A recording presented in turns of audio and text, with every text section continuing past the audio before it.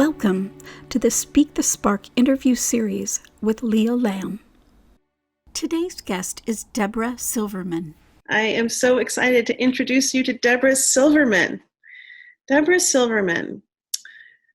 How does one explain Debra Silverman? I had the pleasure of having several people say that I had to meet her when I was in Kauai last year. And what I came across was someone who was so filled with life, that the genius was so alive, the muse so ecstatic in her presence. And, I've been doing astrology for a long, long time. Just receiving it. I was kind of interested in it. It seemed kind of cool. And then I got to have an experience with what I call a genius astrologer, someone who is so connected to this ancient art form that it's more than just reading what's linear there. It's connected through all time, all dimensions. There's an intelligence there that's more than book. And when I got to experience that, I was I kind of fell in love just because of who she is and the way that she was able to introduce me to different parts of myself that even though I'd been doing astrology for years and years and years, I hadn't had permission to meet in that way until I received that reading. So I thought it was a little bit weird to bring an astrologer into this course. However, in my experience of being with Debra, I think our Neptunes that talk to each other? Yes. Her understanding of myth and her deep understanding of story and of our personal story, and how understanding our personal story in relationship to the cosmos gives a sense of authority that can really influence the way that you walk through the world. And so this is, I realized the timing couldn't have been more perfect, because for those who have been in the 2018 Speak the Spark, we're right in the middle of that part where we're looking at how do we change our story, And for those of us who are just beginning, we get to really come into the launch with, where are we in our story? So thank you, Debra, for being with us. I'm so excited. And away we go. What you didn't tell them is I have been an astrologer for over 40 years. I'm also trained as a psychologist, a psychotherapist of probably 30 some years. And I was the little girl in kindergarten that listened to the lady tell the story, the little teacher. I just vividly remember sitting on the floor and she'd read the story. And that was my favorite part of school.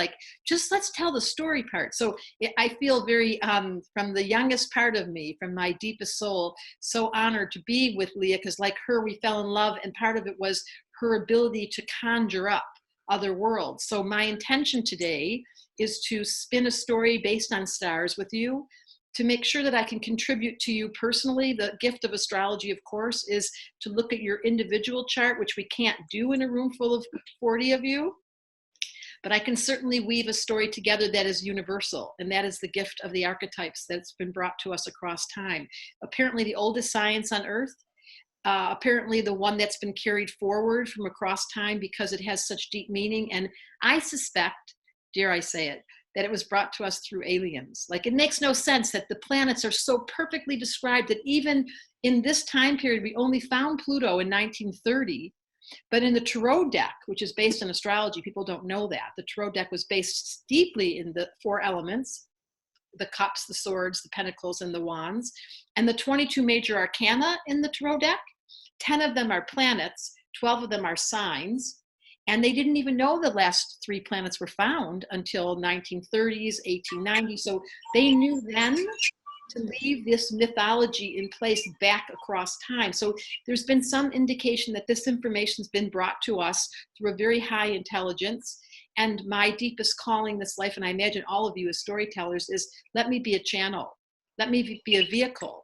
Let me be the open door to allow the magical world to find a voice through me. And if I can be a clear enough conduit, and that's what Leah's gift is, if I can open up and be yielded enough with my vehicle, my temple receptive, then I can become the door for the muse to come and tickle me.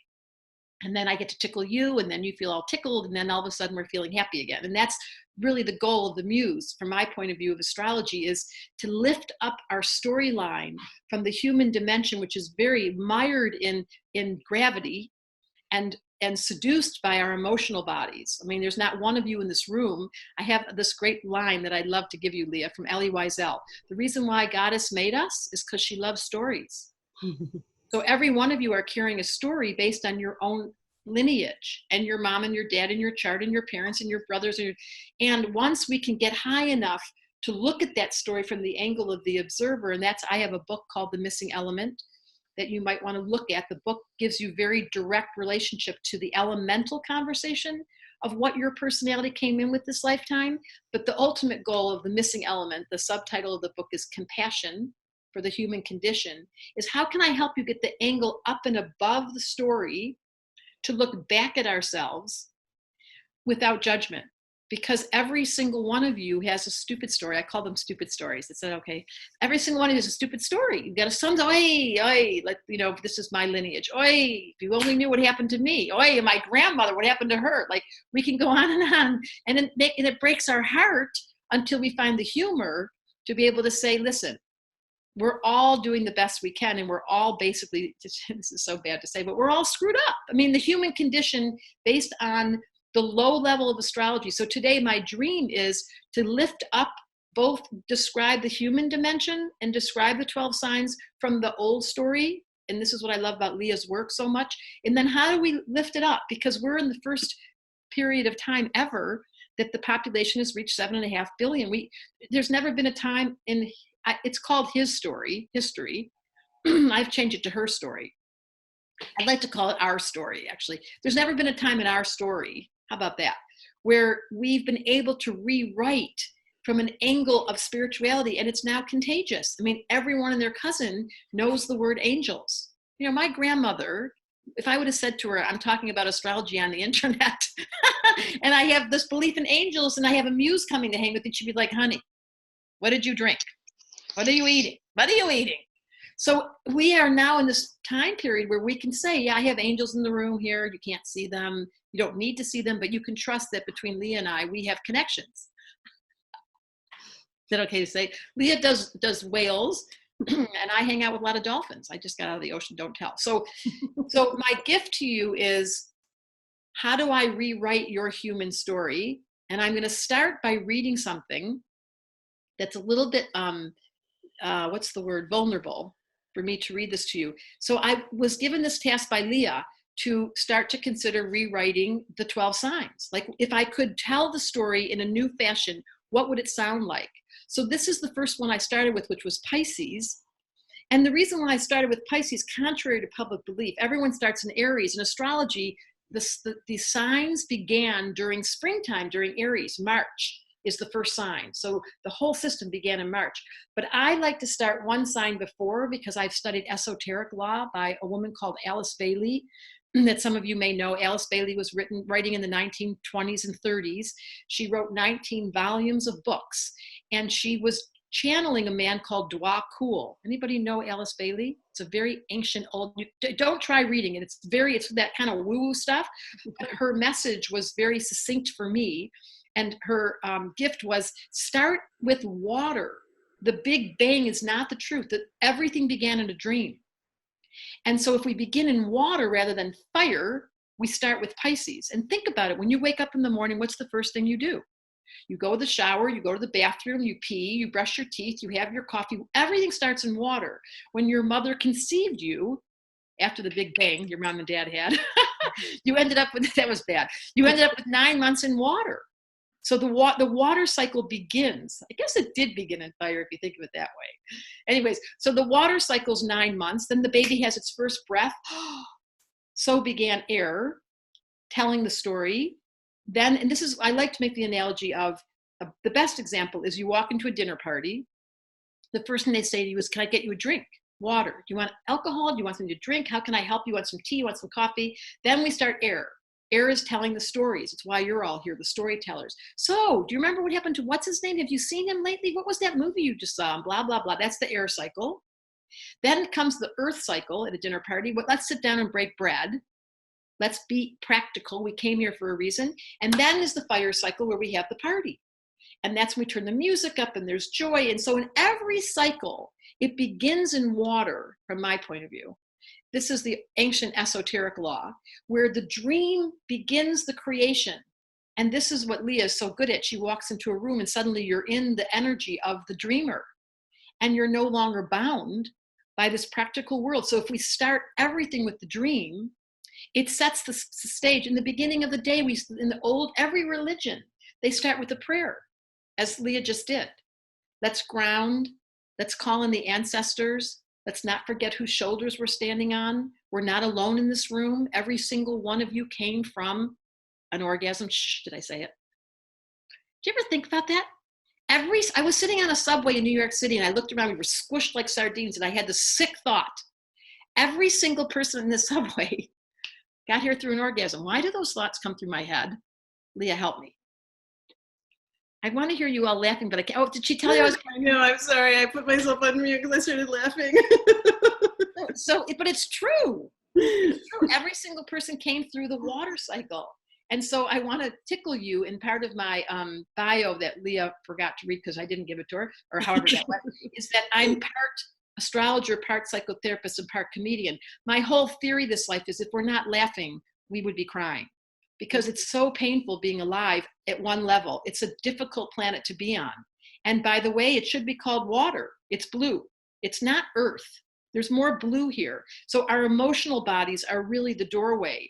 And so this first piece that I'm going to read you was my entrance into, it's a little scary, it was inspired by a Pisces. And I think it will set the stage for us in the storytelling. And it was inspired by Leah's, her gift of letting us belong to a new story. Are you ready? You can take a deep breath. Some of you might want to close your eyes. Some of you might want to listen with your eyes open. It's your call. It was as if there was no other color but rainbow. Everywhere I looked, I saw distinct variations, like during a bursting fall moment when your camera cannot capture the range of rusty orange to soft greens to mellow yellow. The colors were blinding. This is my nature, to be constantly blinded by the light. I cannot see the differences of humans in their race or color. We all hail from random spots on this round blue ball, yet all of us from the same mother. She's in love with my father, who stares the stars and uses the palette of colors that paint my people into rainbows. My mother and father are in union. They may not always agree on everything except the most important law of their universe: know when to stop. Even when giving yourself over to the creative impulse, know when to stop. That's the only law we live by. Sometimes my dad didn't know when to stop, and my mom had this way about her that she could just look at him with a sweet smile that only he knew, that would stop him in his tracks and he would bow. In the universe we live in, we know also the second law: don't hurt the mother. This was put into our head at a very young age. It wasn't just pertaining to our mom, she herself. It was the mom with the capital M, the one who drapes us in colors and foods and smells and taste and cultures.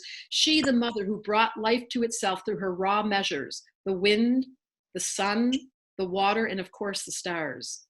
My mom has a great relationship with her mother. It was my mom who taught all of us how to worship, when it was acceptable to cry and when it was time to give up.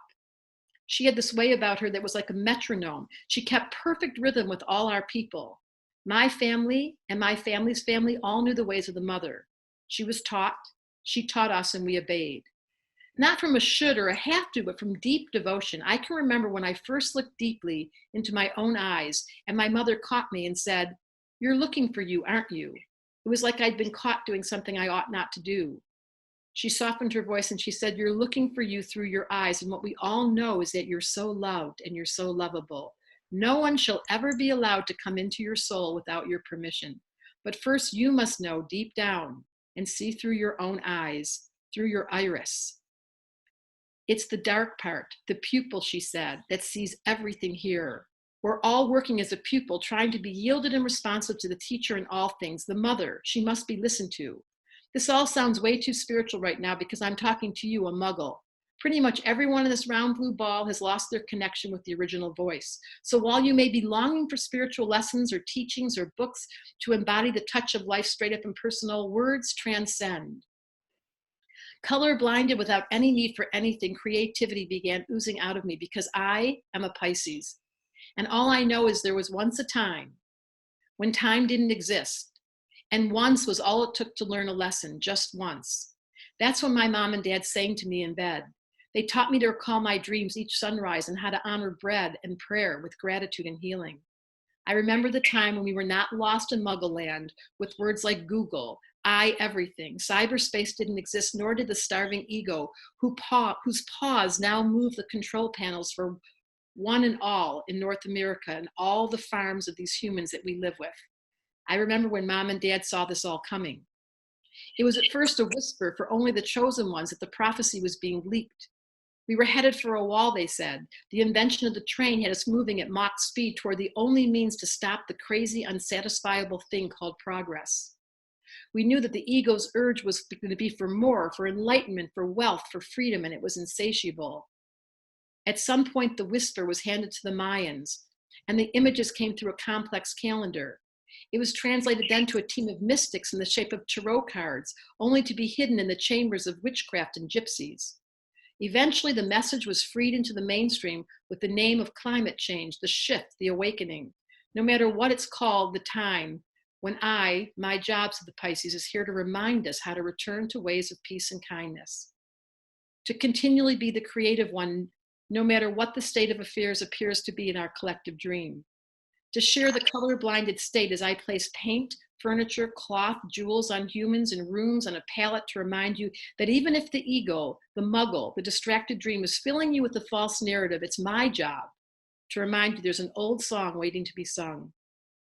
I trust the sadness of the state of affairs as Mom and Dad wrestle with their love.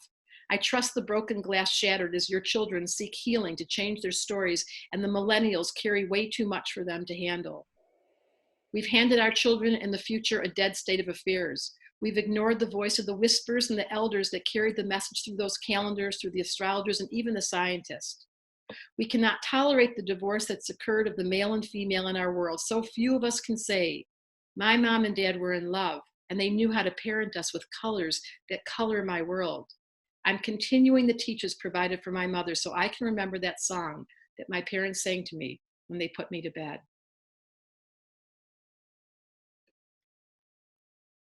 I'm going to cry. That's the Pisces song that I wanted to start with today.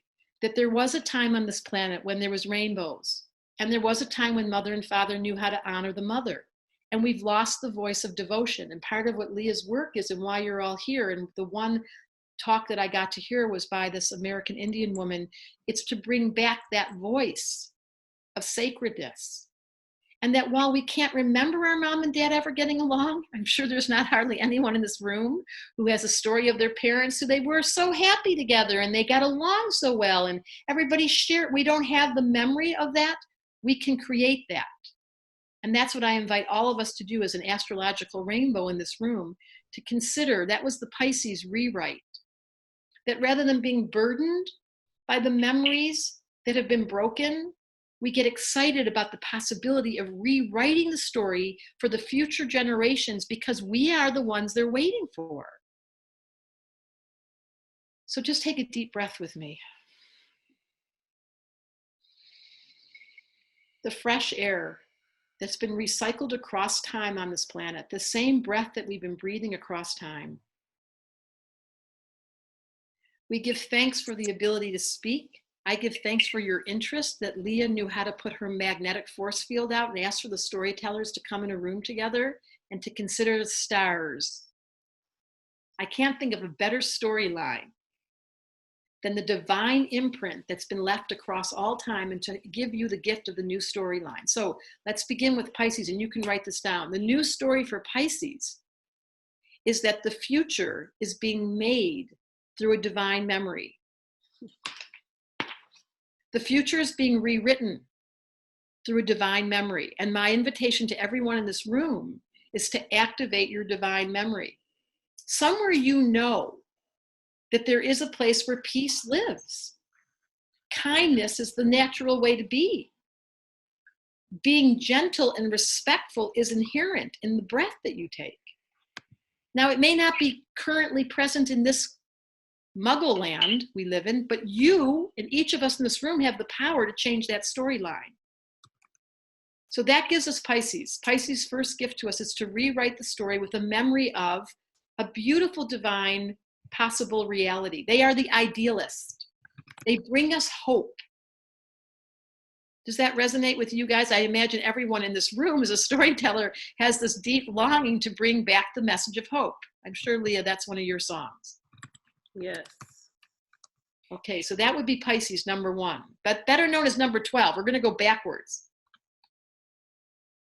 Thank you, Leah. The gift of rewriting the story through a memory of a dream and the message of hope.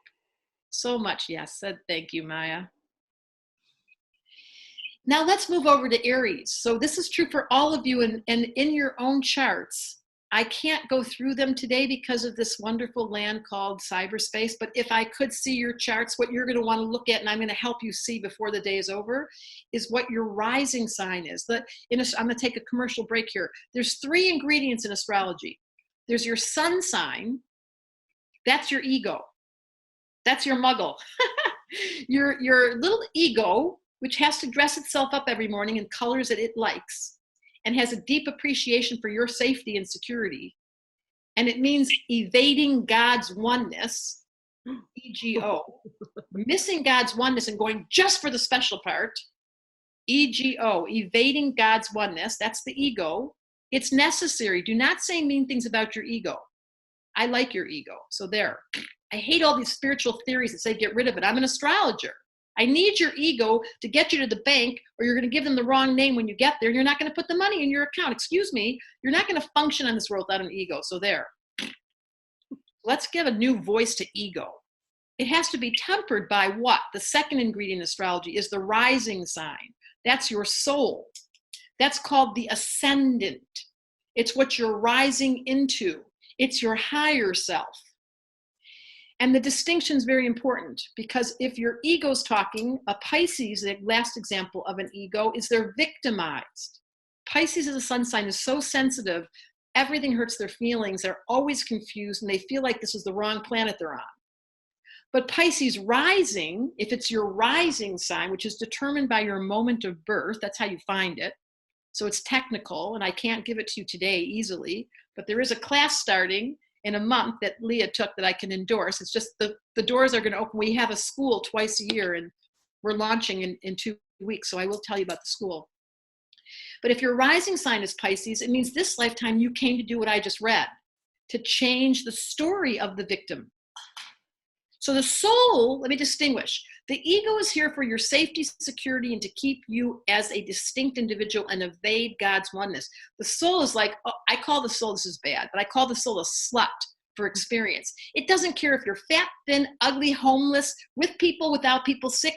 The soul is like, oh boy, I can't wait to get down there. Give me everything. And your ego's like, what are you talking about? I want to be like rich and famous. Your ego, soul's like, I don't care. So the soul and the ego do not get along. But you have a soul, and the question is, what's its relationship with the ego? We're not going to address that today. That's part of what you learn in my school. But right now, all you're interested in is the language. The ego is your sun sign, the soul is your rising sign, and the third ingredient is the moon. And that describes your emotional body. The moon affects the water on the earth. The moon describes your moods. They move every day. Some of you are more moody than others. Some of your moon is very influential. Some of your moon is frozen and you can't feel a thing. Lucky you. Okay, so that just took a little diversion there for a moment, just to give you Astrology 101. There's 3 ingredients. The sun is your ego, the moon is your emotional body, and the rising sign is your soul. And these descriptions I'm about to give you are dependent on whether it's your sun sign or your rising sign. And that version I just read you was Pisces as a soul, who said, all I want to do is remember the song my mom and dad sang me, as compared to, oi, no one's ever singing to me anymore. I hate this planet. I want to go home. I need a drink. That's what Pisces say. Or I just want to get high. That's the downside of Pisces. The upside is, can I remember? Let's do Aries. The ego of an Aries came in to be a warrior. They came in this lifetime to stand out and stand apart from everyone else with feistiness. Leah and I both have a little bit of this in our chart. So we have the energy that says, excuse me, what'd you say? We're little bossy boots. It's a New York energy. It's a feisty, pushy male. Aries is a male, assertive energy. Now, ready for the divine, soulful part of Aries? Why are they feisty? And what are they fighting for? For love. They're going to fight to get close to you. They're not going to let you play games. They're going to call you out and say, excuse me, I want to stay close to you and you just pushed me away. Now, that would be a healthy, right use of male. That I would use my male energy to confront your shadow, to confront your handicap, to confront the part of you that's pushing me away. So the right use of anyone here that's got Aries in their chart that's bossy and pushy and demanding, your gift from a soul, the rewrite of Aries is, I'm so excited that I want you to be excited and I don't want us to play flat line. The high road of Aries is I'll do everything I can to make sure our energy's fresh, even if I have to push your buttons to get us to be honest. Can you see the difference? One fights to fight, one fights for love. So Aries, the fighter for love. You want to write that down, Leah? Dude, I'm already there. Told ya. I'm so excited that I want you to be excited. I don't want to play flatline. I push for honesty. See, this is her, that's her Aries Capricorn. She's a leader. She can't sit still, the poor little thing. Aries can't sit still. That's the part in all of us just goes, can we go? Can we go? Can we? Okay. That's so true, you, Leah. She knows me so well. Let's go to Taurus. Now we're going to slow it down to Earth. Any of you that have Earth energy, or you'll relate to this energy, you don't have to know your chart to identify. Taurus is the turtle. It's the very deep, steadfast tree that breathes in the fresh air with only one intention, to breathe it out. It has no other motive but to be. I love Taurus. They are very steady Eddie. At worst, they're boring. They eat the same food, they play the same music, they do the same. You can think about people you know. They're very attached to their things. They have money, cash under the bed. They love to have cash and they love to have chocolate and they love to have, they want to make life, I call it secret sauce. At the low level, they get so identified to safety and security, they're not free. At the highest level, the high road of Taurus, ready for this? It's the Buddha. He was a Taurus, and he taught us to let go of our attachment and simply appreciate the pleasure of the moment. So the Taurus high road is the pleasure of being in a body. I call it the yum yum factor. So when Leah started this session today, she did Taurus. She said, go in your body and listen. It was funny because my tummy was scared when you said it, Leah, and I realized I was nervous. And how often do we listen to our bodies? So Taurus's gift is the pleasure of being in a body and honoring simplicity. The low road is, I'm so scared, I need to save everything and put it under the bed. I have stashes of chocolate in the back house. I have to keep my money all in the bank, and I've got a secret code, and I've got this, what's that called? Those little boxes my grandma used to have. What are those boxes called at the bank? That they used to they have a safety box. That was what were those called again? Safety boxes. Yeah. Security boxes? Yeah, they had them at the bank, and you could only have all your safety things in there. Safety deposit box, that was it. Oh my God, that's so Taurus. Save everything, put it in a steel trap door. You're never gonna be safe here. It's the wound of Taurus is, I don't feel safe, so I'm gonna hold on for dear life. The Buddha says, I'm a tree. I just breathe in and out, and I feel safe because I know I've got the longevity. I love to be in a body. This is beautiful. How different is that? Let's do Gemini. Gemini, as a personality type, I'm not going to tell you what sign I am. They are incredibly articulate and communicative, and they're such dipsticks because they talk all day. They talk about nothing. I mean, their minds just go on and on, and they talk about telling stories. How many of you are Geminis in here? Oh, they can listen to podcasts and listen to, there goes Grace. They can listen to podcasts. They can tell stories. They read this book and that book and magazines, and they're just information maniacs. So it's the part in all of us who loves to read and learn and study and collect information. However, the ego, the muggle version of Gemini, is they don't stay with anything long enough to become masterful. It's the part in all of us that takes 1,000,000 classes. Look at that, Elvira. They just study and study and study, but they don't stick to anything. Don't get mad at yourself. Now here's the soulful version. said President Kennedy, who was a Gemini. They use their words as poets to string together invitations to let your mind stretch. They are the mind openers. If they use all that information they collected to take it to the high road, they will share their information with you with such articulation, you'll be irresistibly willing to go anywhere. But if the Gemini is captured by distraction and by multiple ideas and just, superficiality, their conversation is not as deep. So the high road of Gemini is, let me use my words as poetry so I can stimulate you into new thought and make it sound like I'm talking straight to your heart. Can you see the difference? The person that talks all day about nothing and you're like, please make your point. And then the person that speaks to you and you're like, how did you know? I love it. Leah's my new wordsmith. I'm waiting to see what Leah wrote. The Muggle version is they don't stay long enough to evade mastery. The soulful version is their words as poets to string together to allow your mind to stretch. Let me use my mind as poetry to stimulate your mind and speak straight to your heart. Doesn't that sound yummy? Rewrite on Gemini, ding, ding, ding, ding, ding. Okay, now here's a very strong one, Cancer. In esoteric law, Cancer is one of the highest signs. In regular astrology, Cancer is one of the worst. It's named after a disease. Who made that up? Who named a sign after a disease? So poor Cancer, now they go like this a lot. Oy, I got such a stomach ache. They're the most emotional sign in the zodiac. They feel everything. And they have a tendency to be victimized. So the low road of a Cancer is the concern for the family and the desire to caretake. But the ultimate sacrifice is, don't worry about me, just worry about you first. And they end up becoming overweight, feeling sad, unfinished business behind them, and they don't heal easily because they're carrying too much weight from everyone they wanted to fix. Anybody in here got that problem? Raise your hand. This doesn't matter what sign you are. You'll know this archetype if you are the person that saves things in your drawers, collects things and never lets go of them, and loves to have your grandmother's diamond ring that you put in a safety deposit box just in case because you loved your grandma and you don't want to share it with anybody. It has shades of Taurus, but it's very much the old-fashioned Cancerian love machine who gets ruined by being too attached. That's the old version. Cancer's attachment to comfort of the old story. That's the low version. This is Alice Bailey. The high version of Cancer is, and this is the highest stretch I think in all of astrology.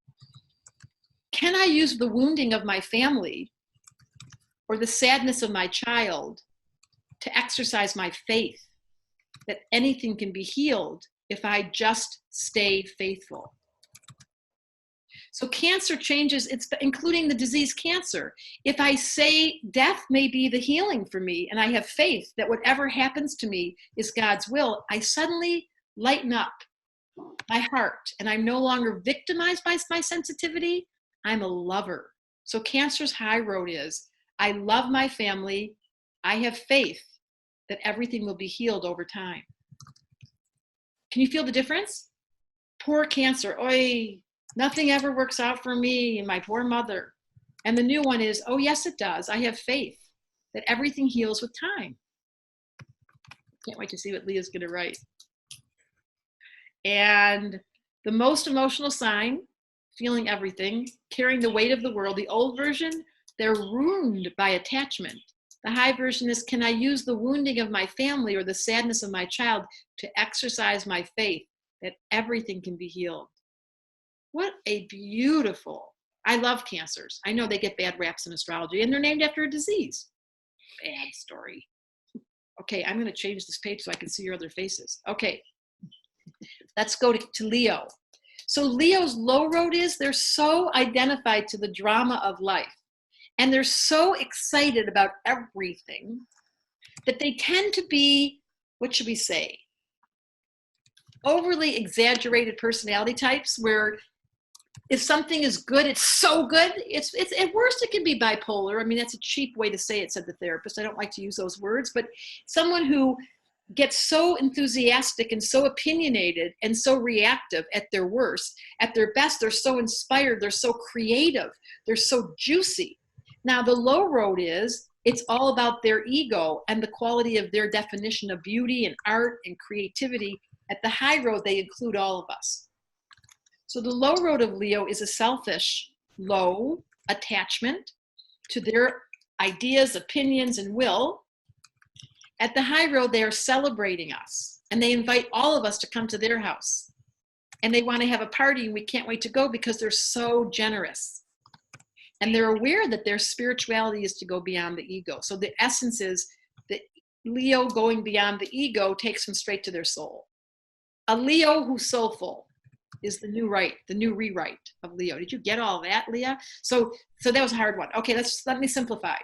The low road is an ego-centered, opinionated fun machine who uses drama to keep life exciting. The high road is their fun machines who know their function is to celebrate all of our souls by their enthusiasm.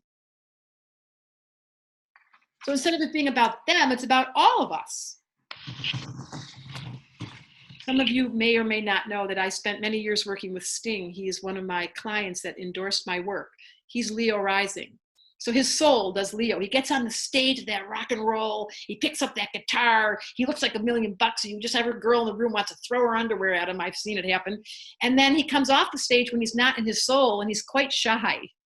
And that's the distinguishing quality between the Leo soulfulness that uses their energy to celebrate and share.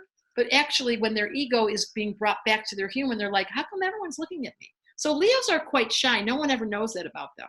They play well in front of others when there's an attention that they're serving, but they get shy when they don't know who's watching. Do we have any Leos in this group? There we go. Bridget. So it's the courage. It's the high road of Leo is the courage. Like for me to read you today, what I wrote, that was very scary. That's like Leos don't like to not ever look perfect.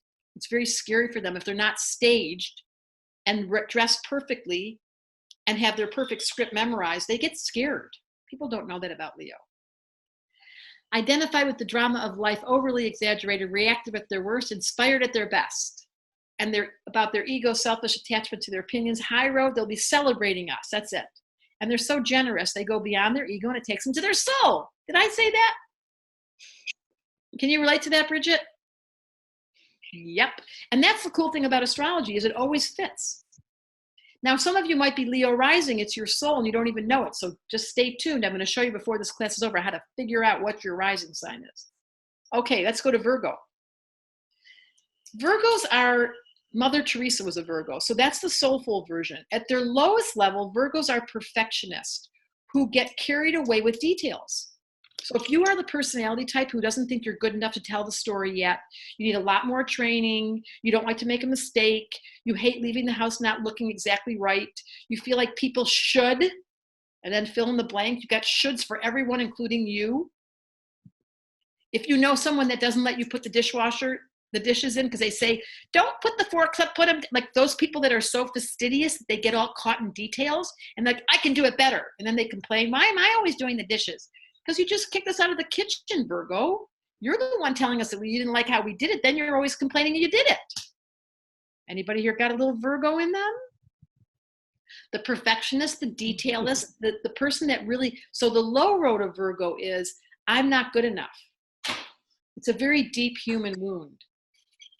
I don't have enough to make myself feel good enough at anything I do, even though people say I'm good at it, they don't really know me. That's the low road. The inadequacy, the wound of my imperfection. The high road is Mother Teresa working for lepers where you never get the job done. Like, just think about that. She never ever helped them.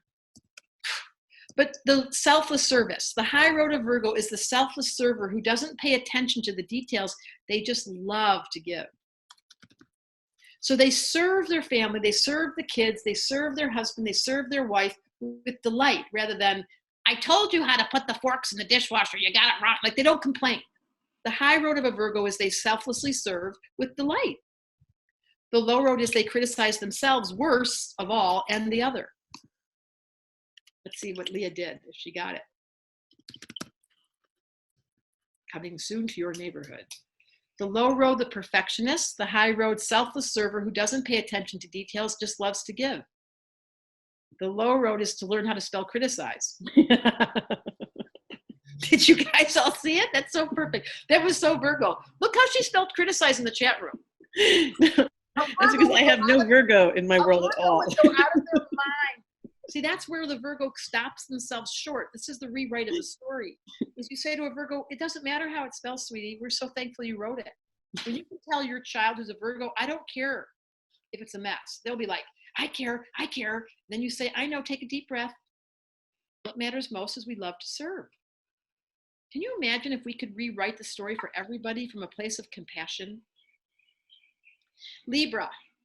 How many Libras in the room? There we have them. Okay, so you guys are the storytellers. Libras are the funniest people. So the low road of Libra is they're scattered and they're funny and they're airheads and they're so pretty and they love their colors and they're all dressed up and they're artists and they're so beautiful. And they have this incredible love for harmony at all costs. What do you want to do? I don't know. What do you want to do? I don't know. I'm so confused. Where should we go for the restaurant? I told you I don't know. Okay, I'm not going out tonight. No, you just decide. I told you I don't like this restaurant. It's the indecisive craziness that some Libras, I see you laughing. At their worst, it's an indecisive airhead who wants harmony, but stirs the pot when you're not looking. They don't always admit that. The high road of Libra is, this is in astrology and esoteric law, this is like Cancer, the highest sign. If you can be in a relationship, because Libra is all about relationship, this is the high road of the soul, where you know how to let someone else make a decision and not get mad at them, where you surrender to the other in the name of peace without harboring resentment, then you're doing proper relationship, which is speaking to the unspeakable. The high road of Libra is you talk to your partner about everything and you hold no secrets. The low road is you have these little secret resentments, like like they come to see me, I'm like, oh my God, here comes a Libra. They have a list of all the qualities. They don't say it. They act so nice. They're so sweet. They're so easy to get along with until they're not. So the human nature version of Libra is pretend you're having fun when you're not. How many of you know that movie? And the true high version is speak to the unspeakable and say, you know, I pretended I was having fun, but honestly, I haven't told you this. I don't really like doing that. And then becomes the real relationship, just like that overnight. So when I counsel people, I get so excited when they're having a big relationship bump, because if I can take them to the high road of Libra, of speaking to the unspeakable, wow, does things get juicy and romantic and they fall in love again and they remember why they're together and all those ghosts that are sitting in the back room don't smell anymore. What is that smell, I say, when I walk in their house? None of you have any ghosts in the back room in your relationships, do you? No, not in the storytellers.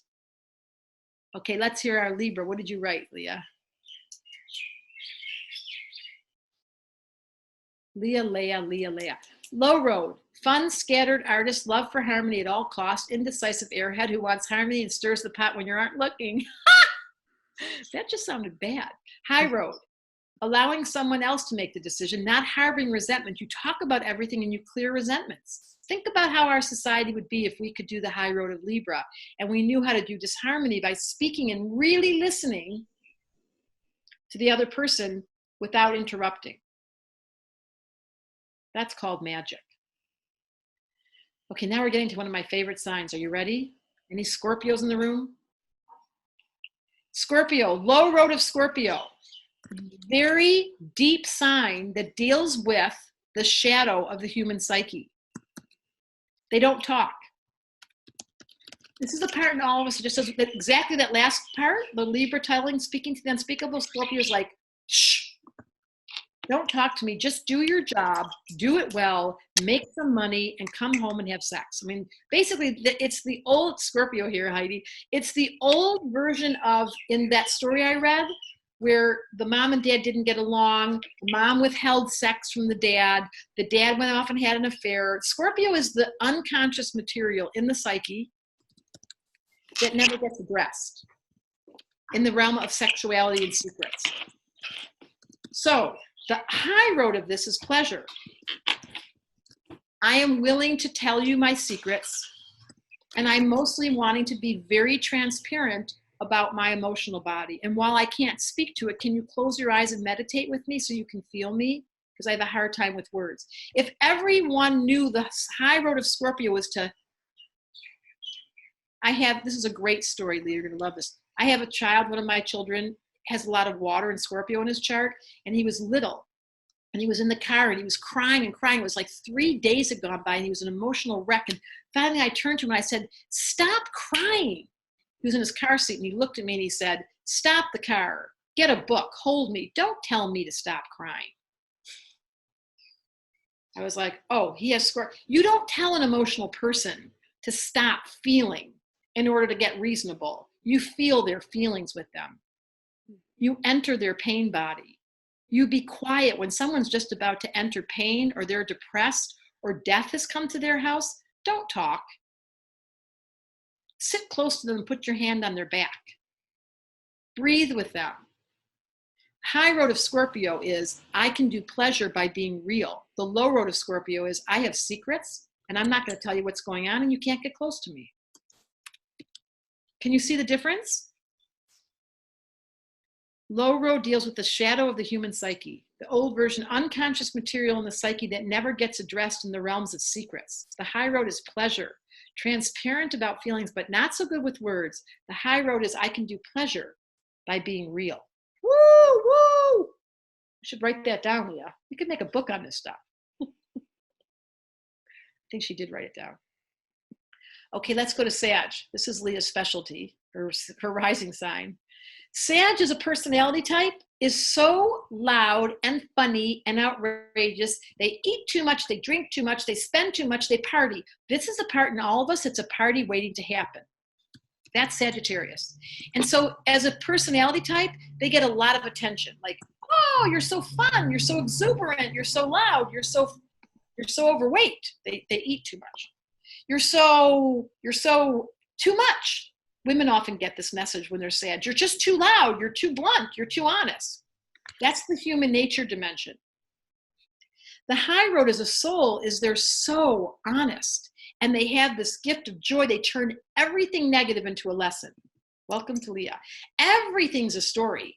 Everything's an opportunity. Every road takes us to a higher road. If only we would just see the big picture. Some of you are laughing. This is a storyteller sign. Yes, Sagittarius. Every opportunity is philosophical. It's raining and pouring, and the Sag goes, more rain, more plants, more. Like, no, I hate the rain. Oh, see it from the positive angle. Get an umbrella company. No, I don't like the rain. But Sag is like, so the high road of Sag is they're the ultimate optimist who lifts us out of the mire. The low road of Sagittarius is they're so optimistic, they're bugging you. Like, okay with the happy face. You're so full of shit. Tell us the truth now. But they tend to be too, so low road of Sag is too much, too loud, and somewhat dishonest. High road of Sag is telling the truth in a very transparent way that gives us a teaching and a lesson, and everything does turn into a philosophical opportunity. I love this. They bring the party. They do a lot in excess, too much. The high road is they're so honest. They turn everything negative into a lesson. Every opportunity is philosophical. The ultimate optimist. The road is they're overly. So we didn't do the high road of Sag is, and I think Leah's a great example, is the philosophical seeker who speaks to the unspeakable again, who says things like, you know what, this society is going straight into a wall. Let's talk about this and find the lessons here. That's really the right use of Sagittarius, is taking the lessons into a growth rather than humor without action. Does that make sense? I like that. I made it up. We're almost done. Capricorn. Capricorn is a personality type, so ambitious. It's the part in all of us that seeks the best, the president, the prestige, the nice car, really high quality, loves to work, justifies their entire existence by their accomplishments and their workaholic syndrome. And they can't stand mediocrity. That's the personality trait. And it does really lend itself to a high road, which is the seeker of excellence and the prestige for its purpose to serve the collective. Alice Bailey says, Capricorn, and this is Leah, she is a Capricorn, when they're serving us as a collective with this ambition to take us to the high road, it's a high, beautiful thing. So the low road is they're ambitious for its own sake. Prestige distracts them, and they're workaholics without knowing why. The high road is they know why they're serving us. They have a goal to change the world order, and they have a very high ambition, and they will be successful. So can you see the difference? One is cutthroat, serving itself. One is for a higher purpose, serving the collective. Does that make sense? I hate to say this because I know we probably all have opinions about the president, but he is such an archetype for the ambitious prestige status, shiny gold everywhere. Capricorn, he has sun in the 10th house of Capricorn. And the low road of that is, wait, who are you serving? Is it the common man? Is it the people that don't have, or people that do? It's a really good, hard question to ask. Who are we serving? It's a good question for all of us to ask. Is my language practical enough that I can translate it so you'll understand it, said the Capricorn? Or am I speaking highfalutin, prestigious English that makes it separate from you? I'm personally always trying to make sure my language is so practical that my Capricornian skill set is not left for only those that can understand astrology, but I want it to be for everybody. That's how I teach, as you can see. We're almost over. Aquarius. Aquarius at the personality type at the high road. First, let's start with their human nature. They're quirky. They're non-traditionalist. They cannot follow. This is the sign that does not fit in. So as a personality type, they feel very separate. No one understands me.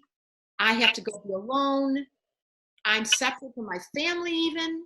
My mom doesn't get me. Any Aquarians here? They feel like they're really different. And they are. But it's a lonely existence at some level. That's the human nature dimension. The high road is they're designers, they're futurists. They brought us computers. They're preparing for AI, for artificial intelligence, because they know the trends.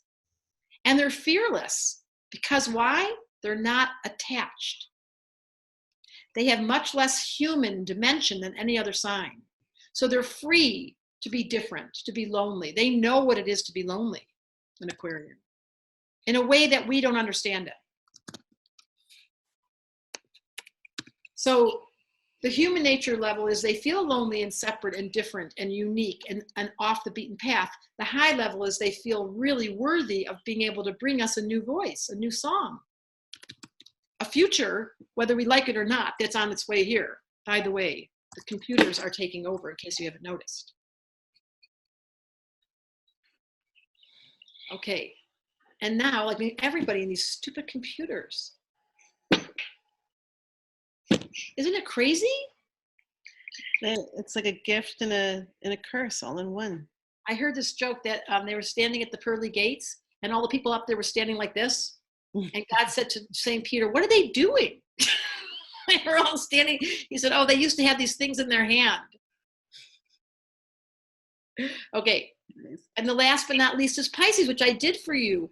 And Pisces at their lowest level are victimized by the sensitivity of this planet. And they feel like they can't understand why there's pain and violence. And they suffer for so much that they go to drugs and alcohol.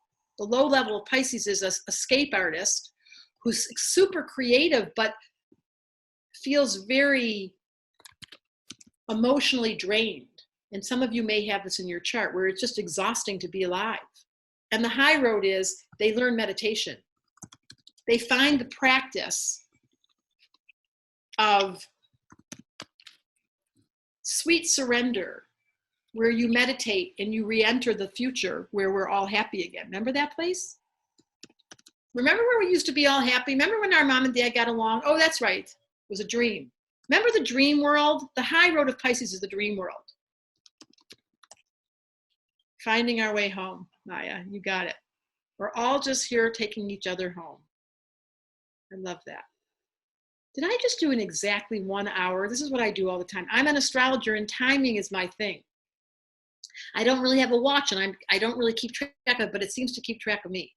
So that was the 12 signs brought to you by Debra Silverman. And by the way, I don't teach anymore, or that's not right. I teach through my school, but I don't do readings anymore. And that was really a gift to Leah that I just did that.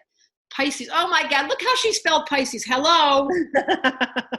Oh my God, that's the funniest thing I've ever seen. Pisces, Pisces. Sorry, I didn't spell check. By the pain of this planet, suffering can go to drugs and alcohol, escape artist, exhausted to be alive, high road, meditation to sweet surrender, remembering the future and finding peace. That is so beautiful. Are you guys relating to this? I'd love to get some feedback. Like you can, okay, good, thank you. I just need a little like nod of the head, like, oh, good, okay, oh, good. Now I'm feeling better. You know, I've got a little Leo in my chart, and if I don't get applause from time to time, I get kind of like lonely over here. Look, I love that. Okay, thumbs up. Okay, so now, Leah, let's just take a moment, and you guys want to learn. So I'm going to give you a small tutorial on what a chart looks like. Is this the right time to do that, Leah? Yep, and I think we'll also want to be like working towards how to work with our own stories and our own signs. Exactly. Okay, that's right where we're going to go. So here's what I'm going to do.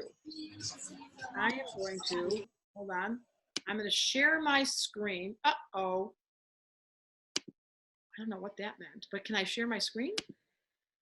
Host disabled attendee share. Okay, can you give me permission in your participant room that Debra is allowed to share? Yes, Reese can do that.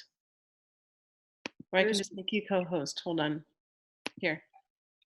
It's pretty simple.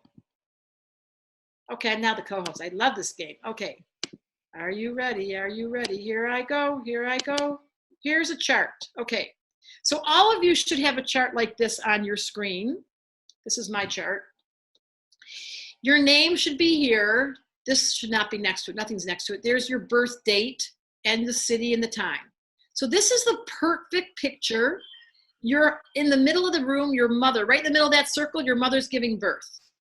Now I was born about 5 o'clock in the afternoon. Who put this chart in? It's not even the right time.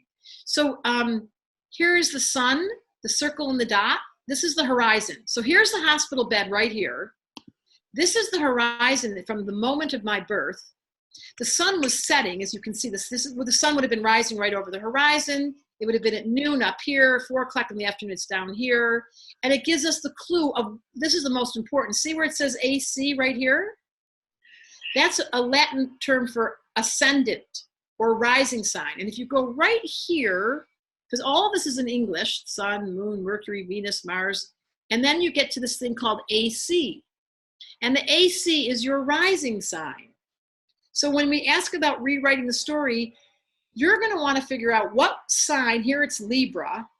It'll give you the English right here in this box. What was the sign at the rising sign? And the stories I just told you, you're going to want to go back and figure out, like I was Libra rising. So mine was all about relationships and harmony and how do I help people, you know, really deal with speaking to the unspeakable. That was my job this life. You'll have a different sign right here at 9 o'clock, but the important way is to find out by just looking at AC. There'd be 1 degree here. You don't care about the degree right now. All you care about is the short abbreviation right here. And when you're going to rewrite your story, as Leah was asking you to do, you'll look at your rising sign. So for example, Leah's rising sign is Sagittarius, I happen to know. So she has a choice in this life. She's either going to find out in this life that her story is too big, that she gets, you know, people get mad at her because she's a little small personality, just kidding. Or she's going to celebrate that and she's going to look at her notes for Sagittarius, and here it is. The ultimate optimist. And is this true for you, Leah? Have you seen in your life that your job is to bring optimism? Oh, it's ridiculous. I can spin any story. I can spin any situation to see the silver lining. And it's exactly what you talk. It's also, there's shadow to it. I mean, there's an incredible light to it because the Sagittarius in me refuses to get stuck into the rabbit hole of it's all done, it's all forever. Like the Sag will never look at climate change and look at all the science and say it's all forever. The Sag will try to look through the dimensions and look for a much larger story, and even perhaps a story that we can't even see. Like maybe we have the whole wrong context. Maybe fracking is like really great sex for Mother Earth. Well, you know, so it's like that's where the Sag wants to go. She wants to find like. Say that? I did. You inspired it. You were talking about that we were born from orgasms. Can't we talk about like? This is so sad. She's doing Sag Live Time. In case you're wondering, that was just Sag rising. So her soul came into. I have Sag in me too. Her soul came in this life to speak to the unspeakable and to reframe. Now the downside is yes, she can be so optimistic. We're like, can you stop? Leah. What is your name? Leah. I'm so happy I got it right. Leah. Somebody here named Leah. Okay, Leah. So you're going to look at your rising sign, all of you in the circle, and you're going to see those two roads that you have. And until you personally change your story, like for me as Libra rising, similar to Leah, her whole story was that her optimism can take her to be unreal. Too optimistic. Same for me with Libra rising. I can be so nice. It's stupid because I'm doing the pleasing game. Aren't I so cute and charming? I had to learn how to become real. So my invitation for all of you is to rewrite your rising sign. Now that's the high road of your soul. It's different than the sun sign. The sun sign, as you know, is your ego, and it will take over given half a minute. There's something to be said about the ego being tamed. You all need one, but it must be organized by your soul. So you want your rising sign to work with your soul. So in Leah's case, because you know her, she's a sun in Capricorn. Her ego is a high achieving workaholic, right? But her soul has tempered it with a joyful quality to say to her, hold on a minute, Miss Ego, sit down. We're going to do all of this with the context of joy and fun. She's lucky. Sag rising is the luckiest rising sign you can get. So when people call me for C-sections, there's times when people call me and they have a choice. I always give them Sag rising.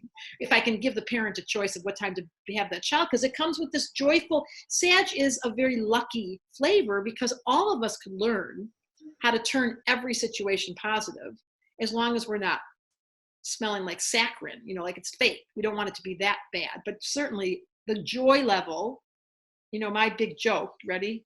I'm the president of the Jews for Joy Club and I have no members. I've let Leah in, but I grew up with so much oi. I mean, my whole childhood was so sad. It took a lot of work for me to get to my Sagittarius energy and say, I'm allowed to be happy. And that doesn't interrupt people that are sad, because I don't want to take over and be happy at the expense of people that are sad. And then I found out that, no, that's my life lesson. My promise this life was to be happy. It's not natural. It's not natural. Gravity takes over for all of us, if you ask me.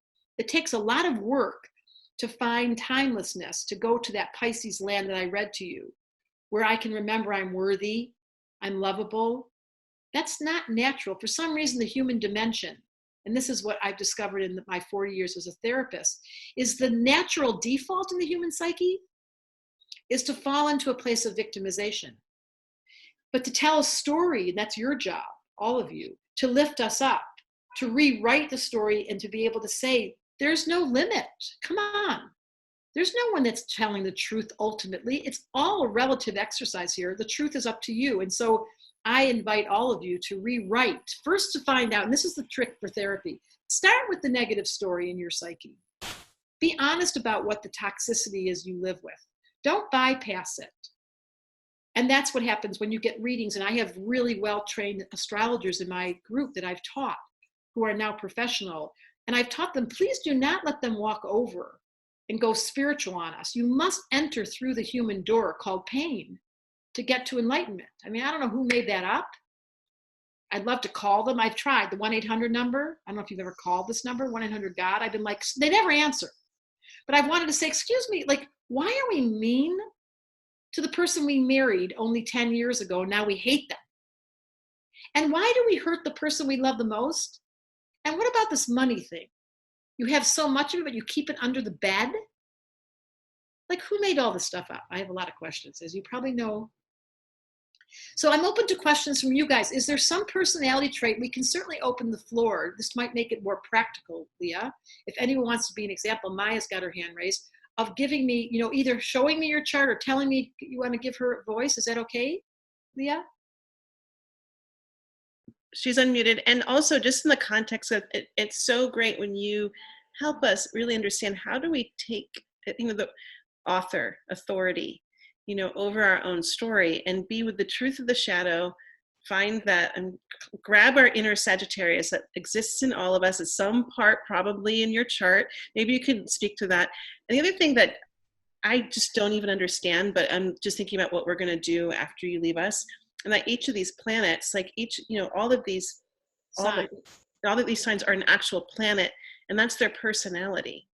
And like, if you have anything more to speak to about that. Yeah, let me do that. And mine, we won't leave you out. So that's a great question. There's only 10 planets and there's 12 signs. You don't have all of them in you. In essence, of course, we are all universal, but there is a theme this life.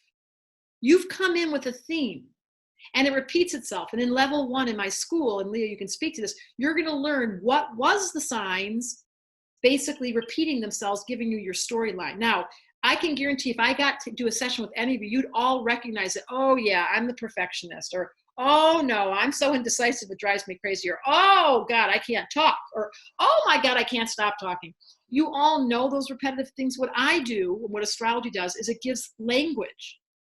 So the short answer, Leah, to your question is all of the planets, which there's 10 of them, have access points through the signs. It's specific to your birth date, time, and place.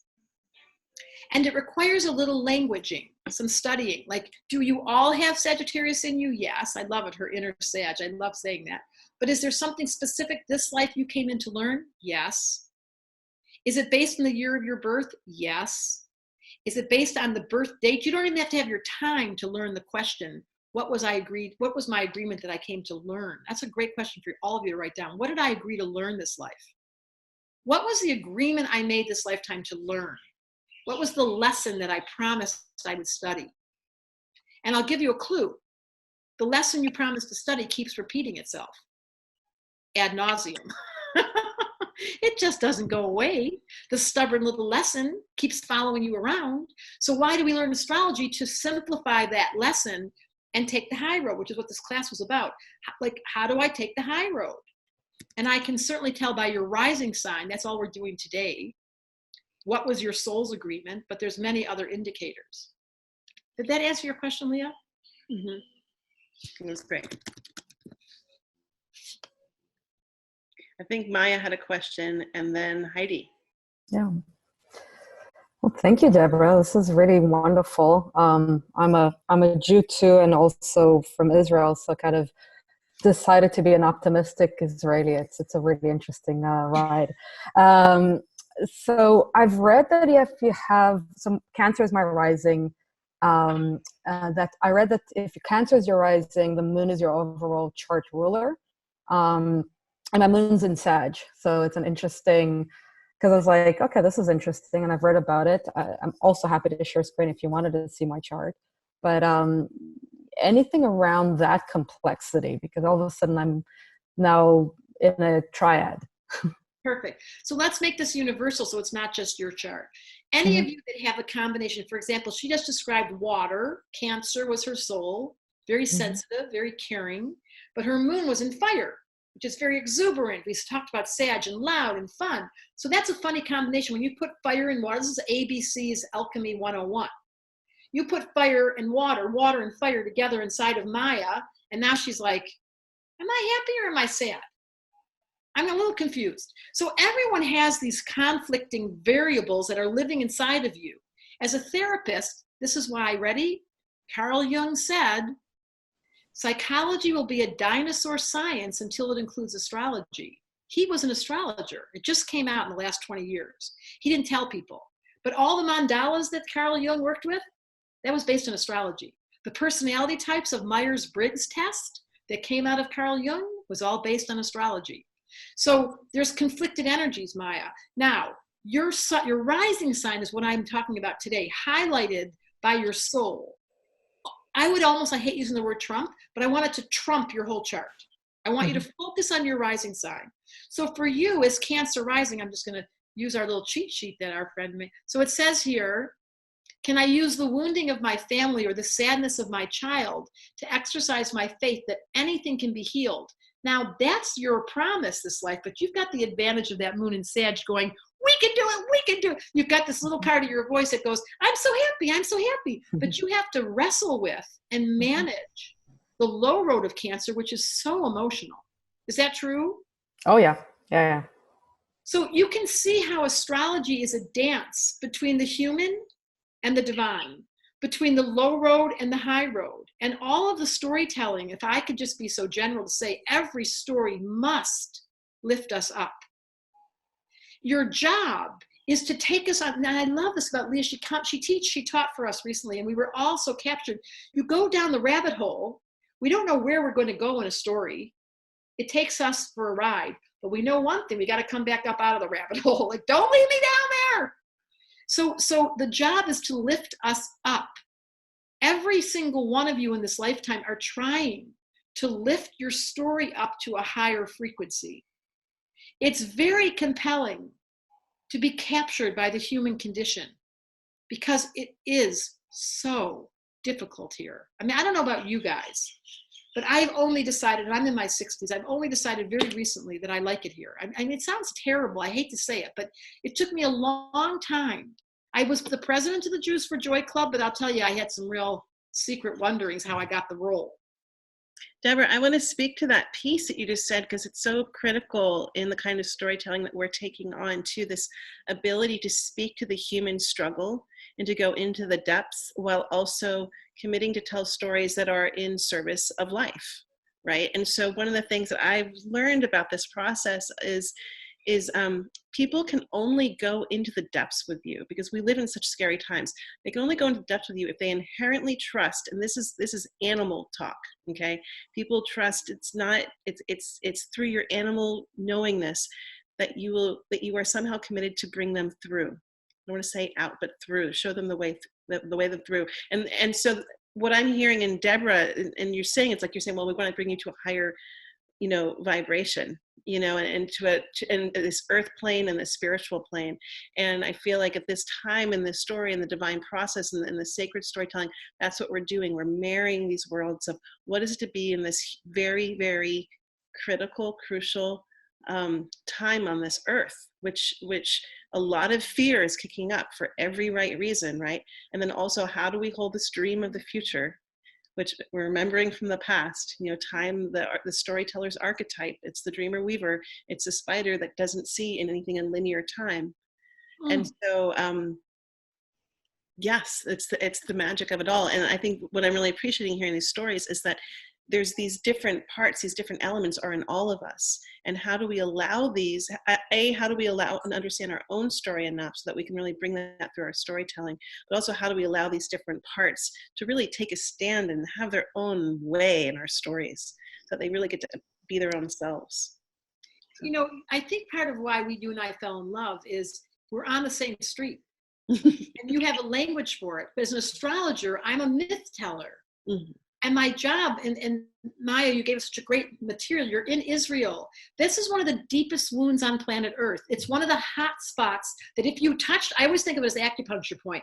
There's so much electricity that occurs in that city of Jerusalem and in Palestine. It's so hot there that if you, as one individual, can rewrite your story, you have no idea the significance of you being able to bring the passion you have as a moon in Sag to the happy space of your Cancer rising, which it's not an easy dance, but all of you are in a hot spot.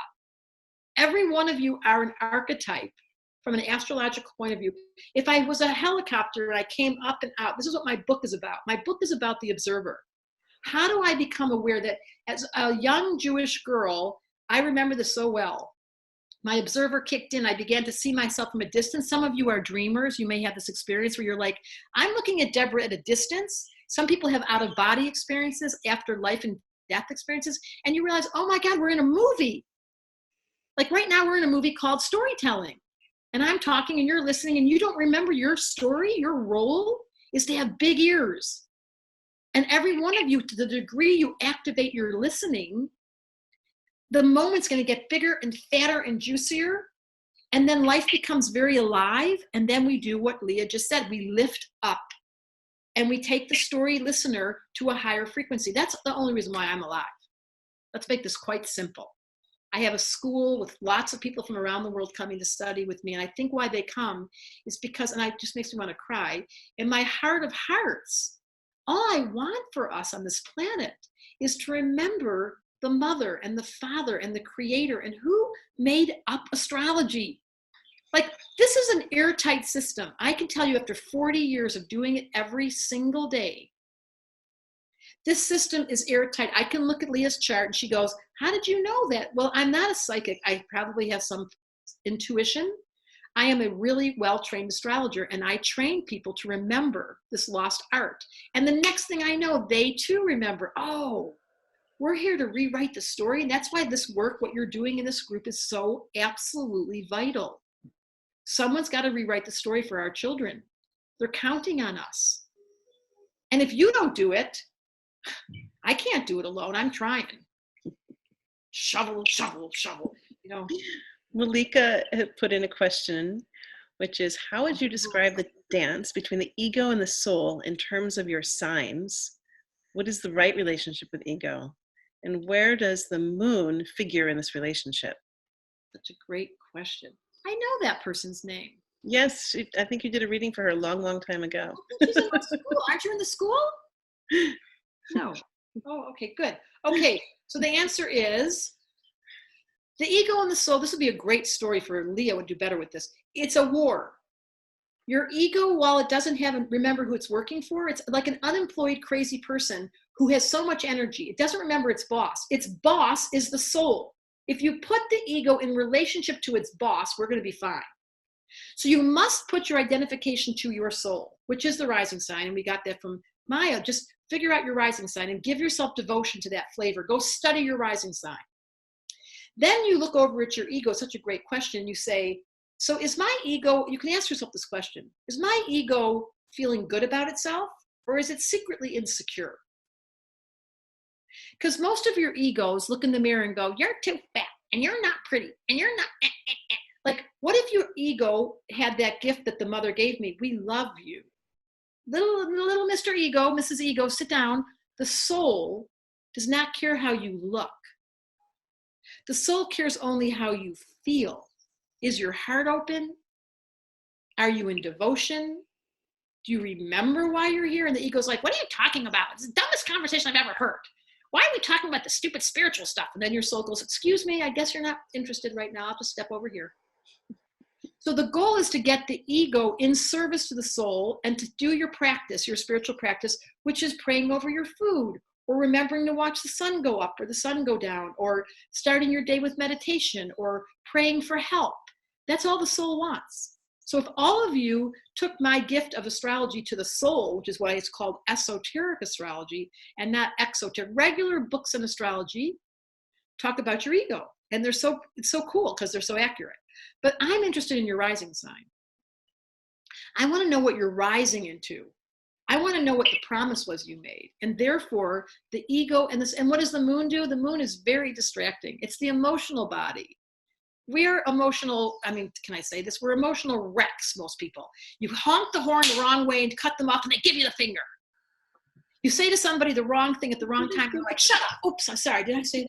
Our emotional bodies are very young and reactive. Mine is, I don't know about yours. Some of you just keep it all bottled up and they get a stomach ache. But everyone's got an emotional body. Oh, raise your hand if you've got an emotional body. And that's your moon. Now, as soon as you get to know your emotional body, yes, there it is. As soon as you get to know your emotional body, that's the intercessor. That's who's coordinating your ego and your soul.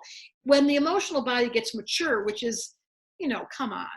I know all these spiritual people and their emotional bodies are retarded like mine. Everybody you get your heart broken. Someone didn't say something nice to you. Someone fired you. But the soul, it gets so excited. Let me see what story you're going to tell yourself about your ego and your emotional body. And the soul is the storyteller. I would say to you, it's ultimately your work here in this group is that all of you are soul driven, or you wouldn't want to be a storyteller. You're trying to rewrite the ego and your emotional body into a high road. Isn't that right, Leah? Is that what you're doing?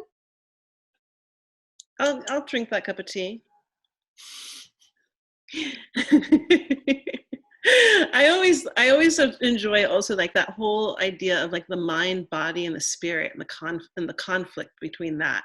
Here you have this body that was like born in this earth. It's made of the biology of this earth, although it's also made of all these different things from all these other places in the galaxy, right? And then it gets invaded by a soul. and the soul takes over. So instantly it makes sense that there'd be some conflict, right? Because the soul has its will, but the body is like this earthbound thing, and it has its will. And then all of a sudden the ego comes, and the mind, and the mind's got this purpose that might not have anything to do with the soul, and the body sure might not want to have to do that. So it's that real fun again of like, how are the different parts of us in conflict, and what do they need to come into alignment to be allies to each other? Exactly. So I love what someone asked, what if it's not a war? In your description, can you imagine if they were all coordinated? That the mind and the heart and the body and the soul were on a team. And that's what I think happens in astrology. You begin to learn which voice of mine is, and that's what happens in level one. Level one in my class, which is only 6 weeks, it's an hour and a half, once a week. You study what's the repetitive thought process that's interrupting.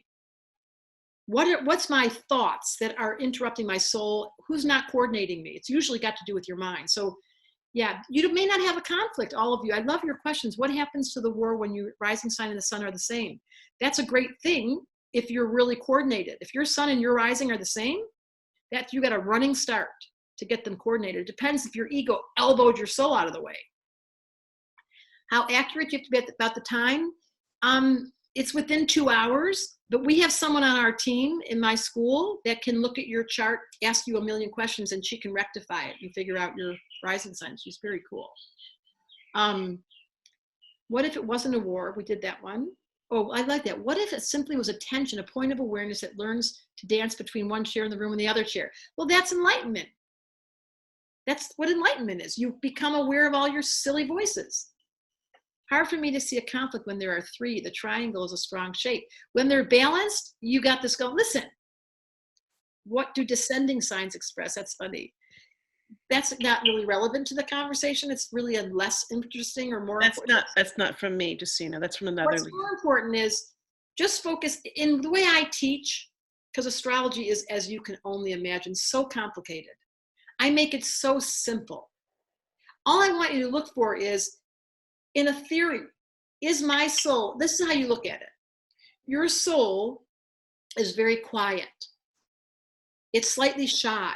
Any one of you that grew up shy when you were a kid, it's because you're soulful. You don't have a lot of appetite to get seen and recognized and be loud and be overt. I mean, I saw it so much in Sting. His rising sign was the soul of a Leo. He didn't need attention when he was off stage, but when he's on stage, his soul knew how to command. So the question I'm asking all of you is your soul quiet voice, is its quiet voice talking to you? What is it longing for? Your rising sign is going to give you a clue. If we use Maya as the example, her rising sign longs for emotional stability. She's Cancer.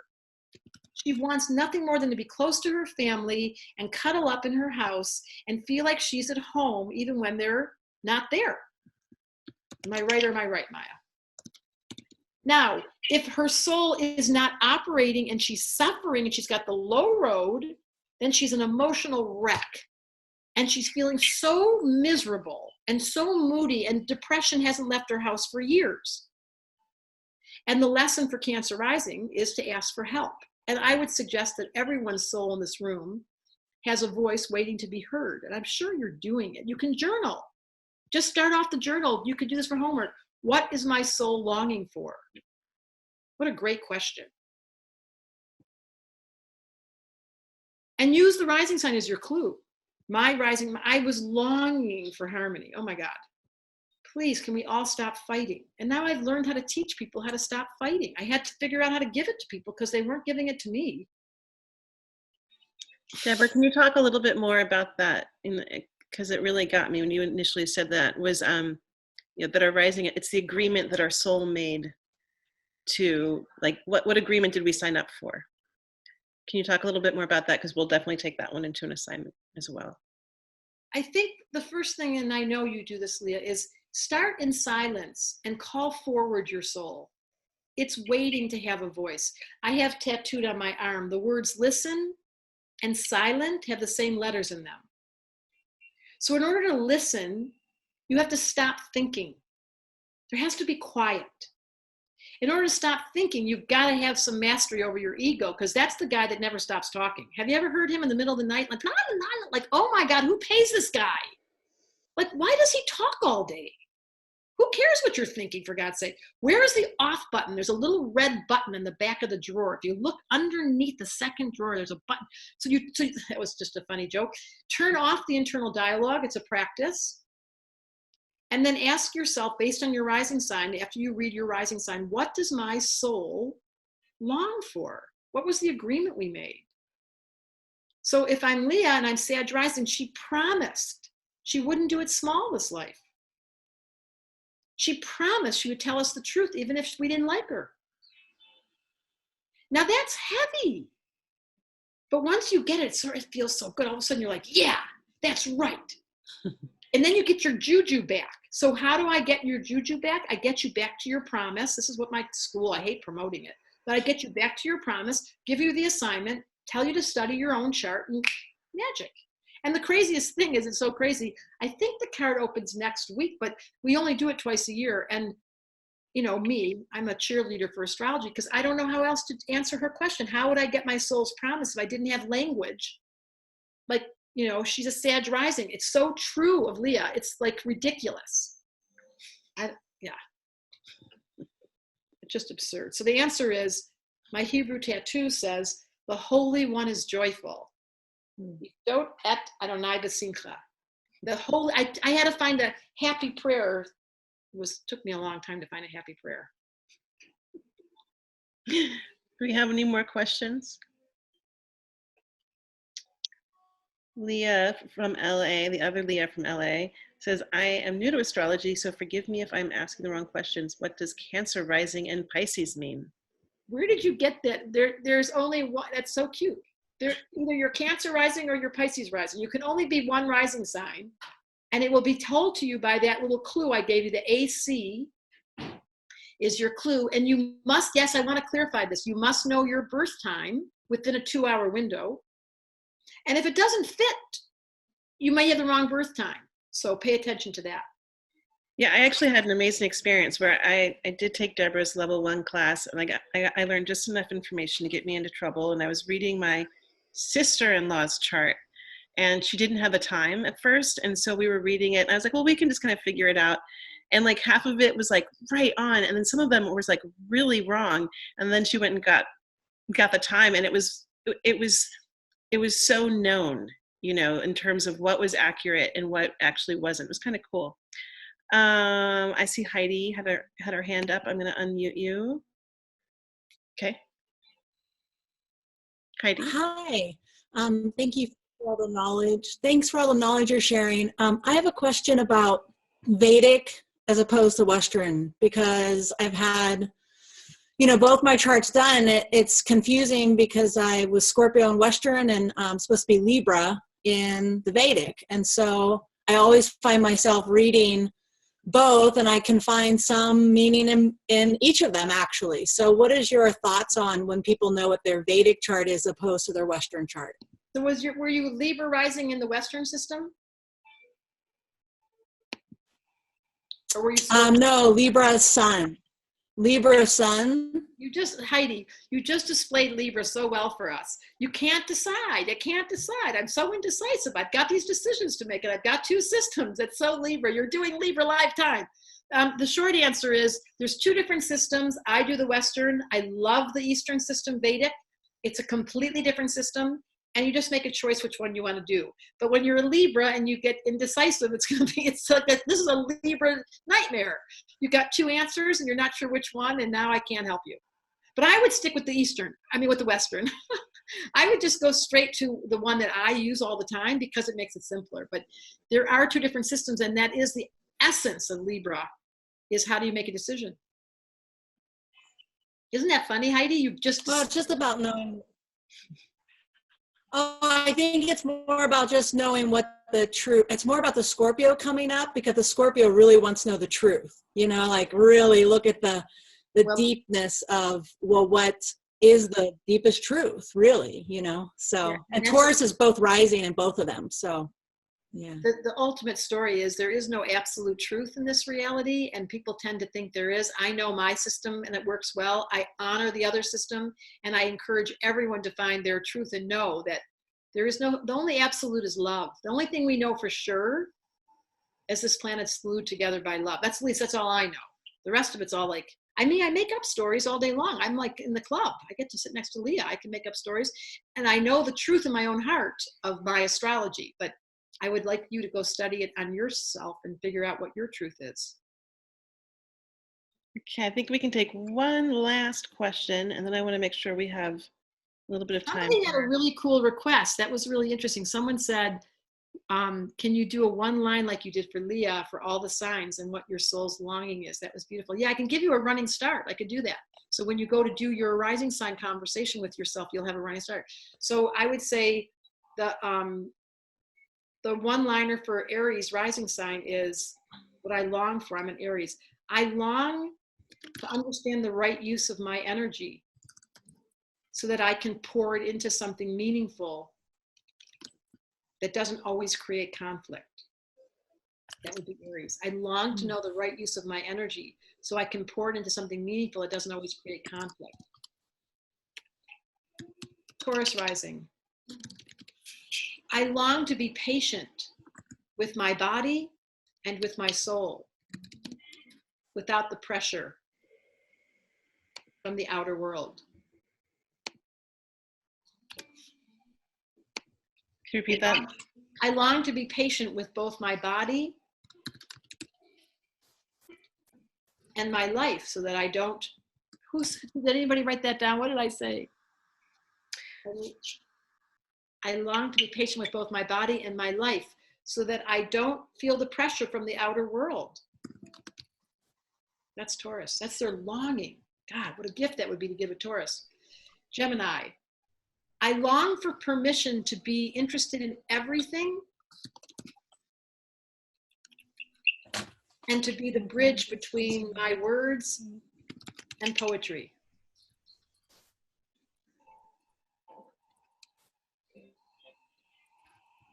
I long for permission to be interested in everything and that my words be the bridge between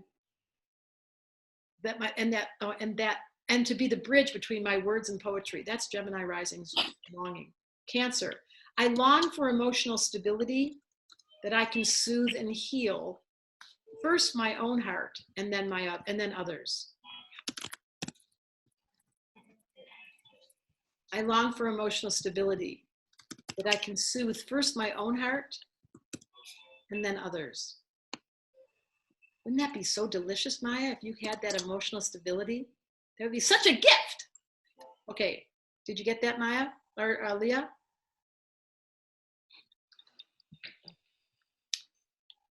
Yes. Okay, Leo. I long for permission to stand up and stand out in my world without being self-conscious. To stand up and stand out in my world without being self-conscious. Leo rising. I love Leo risings. I collect them. Virgo rising.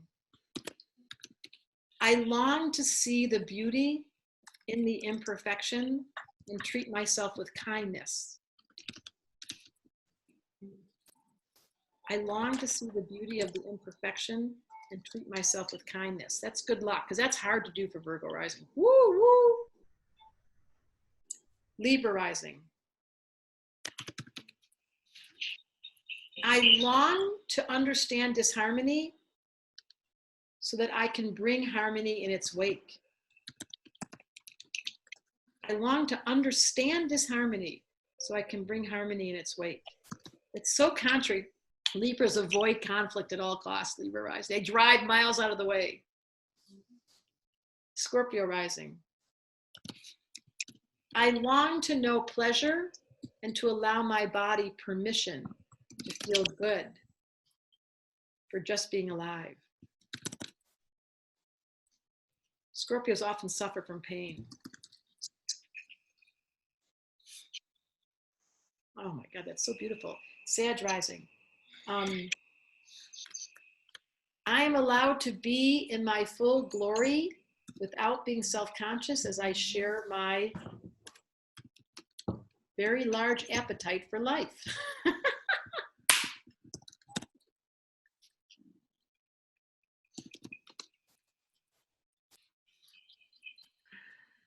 was fun. We knew she would get that one. I'm allowed to be my full glory without being self-conscious for my very large appetite for life. That's so funny. Capricorn rising. I long to contribute and produce results without the judgment of my own internal dialogue. Good luck with that one. I'm trying to help the soul, but these are hard. Aquarius. I long to be acceptable in my uniqueness.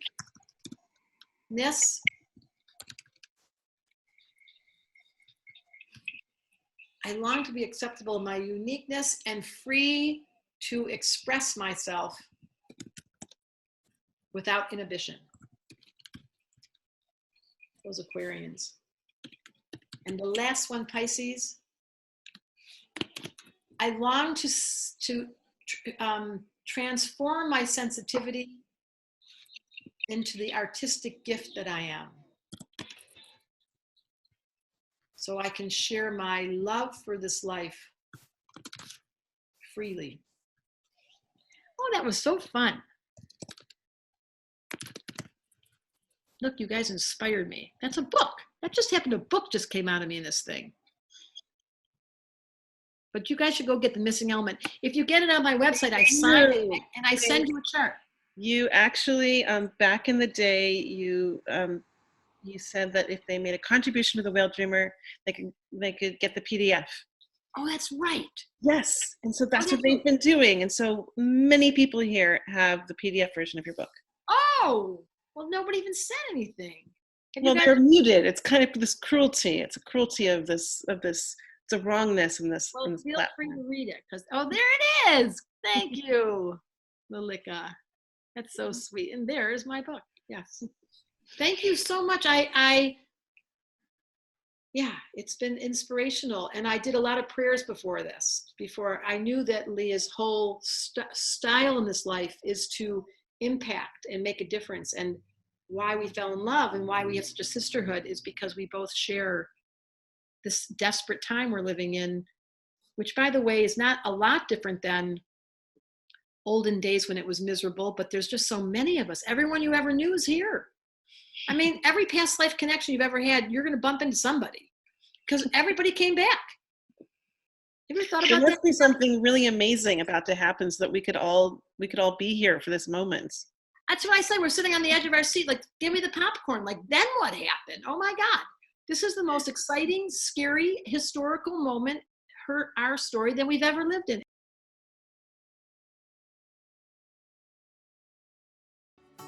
Thank you for joining us. For more information, visit leahlamb.com.